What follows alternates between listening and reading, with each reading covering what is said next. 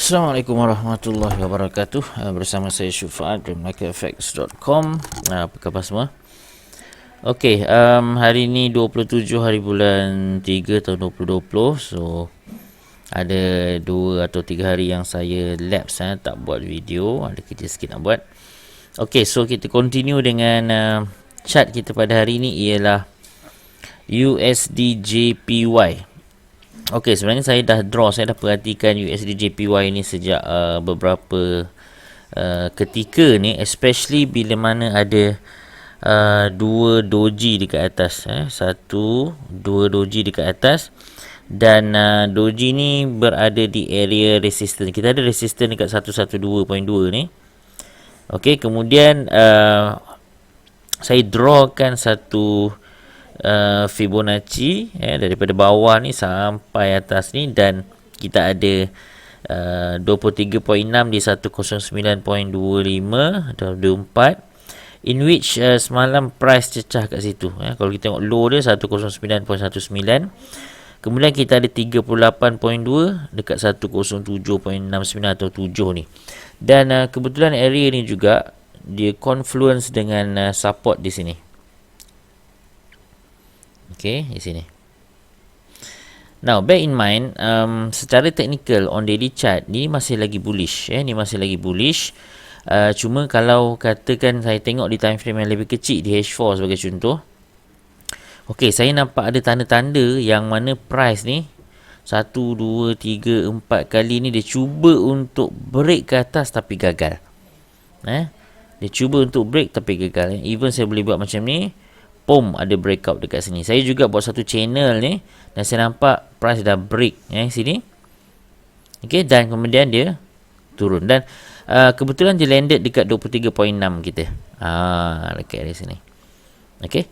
So kalau lah misalnya kata hari ni dolar lemah dan yen ni masih lagi menguasai, dan kita akan tengok price boleh turun di support area 108.5, mid antara 38 dan 23.6, dan eventually sampai di 107.5 atau 107.7.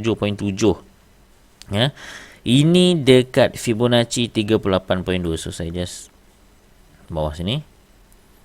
Okay, jap saya tengok. Okay, so basically yang garisan ini saya tanda kat sini sebenarnya. Ni 107.8, saya just ambil round number 8, dan juga Fibonacci 107.7 ataupun 69, 38.2. Okey. 108.5 and then 107.8 ataupun 107.7. Buat masa ni yang ini nampak lebih possible. Tapi bear in mind, because of this bullish, masih lagi bullish, ada kemungkinan juga price boleh naik, ada kemungkinan juga price boleh bounce. Kalau saya tengok di time frame yang lebih kecil, okey, mungkin bukanlah major bounce, mungkin sedikit bounce saja, kita tak tahu. Tapi apa yang boleh berlaku, kalau misal kata anda seorang trader trend, okey, ada satu strategi ni dipanggil multiple time frame. Multiple time frame, satu cara yang paling mudah untuk menggunakan multiple time frame ialah dengan menggunakan oversold territory di RSI. Maksudnya kalau RSI ni berada di bawah 30, okey, dia mesti masuk bawah 30. Mula-mula trend dia mesti di daily mesti bullish, in which ini bullish. Okey, bullish. Kemudian dia ada retracement ataupun pullback. So kita tengok retracement atau pullback tu, tukar di time frame H1. Make sure RSI berada di bawah 30. Kemudian once dia keluar daripada 30, itulah entry buy kita. See? So kalau anda pengguna multiple time frame yang ada strategi macam ni, so ini sebenarnya dah masuk buy, dah create satu buy signal untuk kita.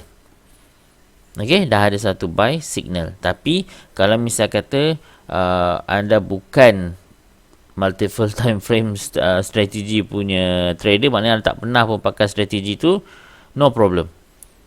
No problem. So cari peluang di D1 ataupun di H4 ini, cari peluang untuk masuk sell position. Contoh ada pullback sikit dekat kita punya 10-20, kemudian cari apa nama ni, ini SCS SCS setup nombor 1, cari reversal bearish, masuk sell.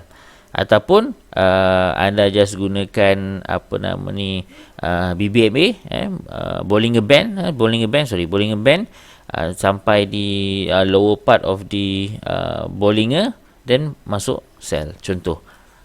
So atau anda breakout, so dia break low daripada ni 1919, break ni target dekat sini pun boleh.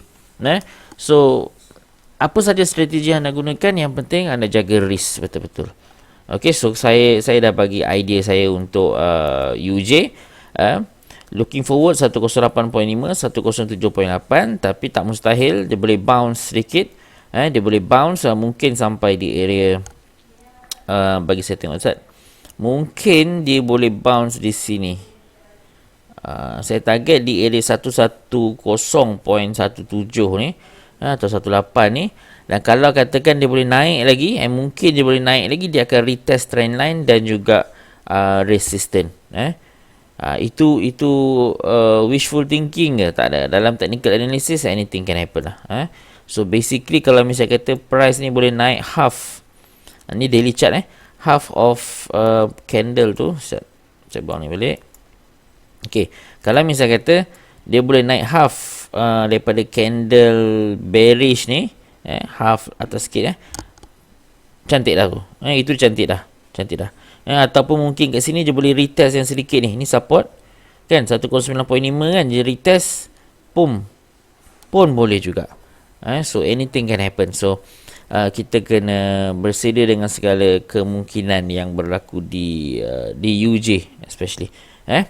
Okay guys, so short and sweet. So hopefully anda faham apa saja strategi anda gunakan. Make sure anda bersedia dengan risk yang betul. Okay, so take care. Assalamualaikum warahmatullahi wabarakatuh.